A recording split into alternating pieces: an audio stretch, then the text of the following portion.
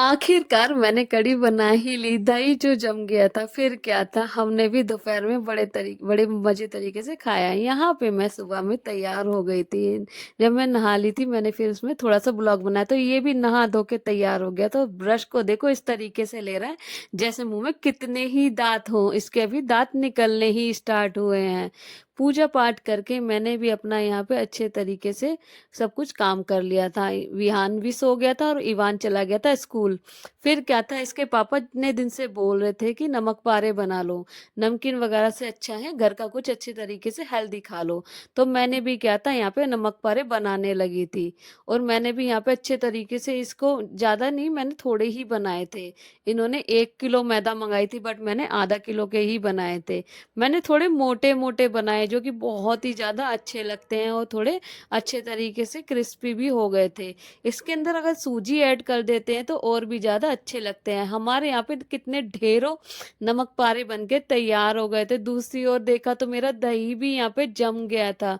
फिर क्या था, मैं भी कढ़ी बनाने लग गई थी। उस दिन तो मूड ही खराब हो गया था जब हमारा दही नहीं जमा था। मुझे लग ही रहा था क्योंकि ठंड आजकल ज़्यादा ही हो रही है।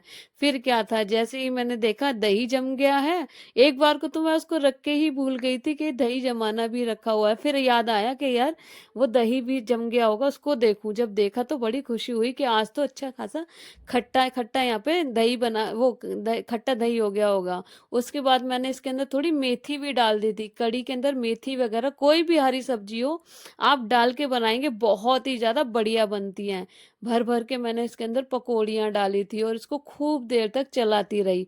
एकदम बढ़िया तरीके से हमारी कढ़ी बनी थी। मैंने कहा इवान भी बहुत अच्छे तरीके से खाएगा, और मेरे को तो बहुत ही ज्यादा अच्छी लगती है। फिर क्या था, देखो हमारे यहाँ पे कढ़ी चावल बन के तैयार हो गए थे। और इसके नखरे देखो, एक और खाते ही इसने कहा मिर्चे हैं। और उससे पहले ये गोलगप्पे भी लाया था, जब ये स्कूल से आया था इसको गोलगप्पे में बिल्कुल भी मिर्ची नहीं लगी, बट इसको कढ़ी चावल में मिर्ची लगी थी। फिर क्या था, हमने भी यहाँ पे अपनी चाय बनाई और नमक पारों के साथ अपनी चाय, अपने यहाँ पे चाय पी। नमक पारे थोड़े से रख लिए थे जिससे कि चलो इवान भी थोड़े मोड़े खा ही लेगा। फिर क्या था, इसको भी खिलाया और मैंने खुद भी चाय पी यहाँ पर, इसको भी अच्छे लगे। और देखो ये भी खा रहा था, ये खाता नहीं है, बस इसको चाटता रहता है। ये देखो थोड़ा सा इसको प्यार किया, ये रो रहा था, मैंने कहा चल कोई बात नहीं, अब इसको थोड़ा सा टाइम दे दूं। बहुत ही कम टाइम मिल पाता है क्योंकि कभी काम कभी कुछ चलता ही रहता है इस तरीके से। फिर मैं तो शाम को यहाँ पे देखो ढेरों कपड़े हो गए थे, आज तो पूछो ही मत, इतना कपड़े हो गए थे। और मैं तो रोज की रोज ही इतने कपड़े हो जाते हैं कि समझ ही नहीं आ रहा। शाम को यहाँ पे मैं मेथी वाला आया था तो फिर से मेथी ले ली।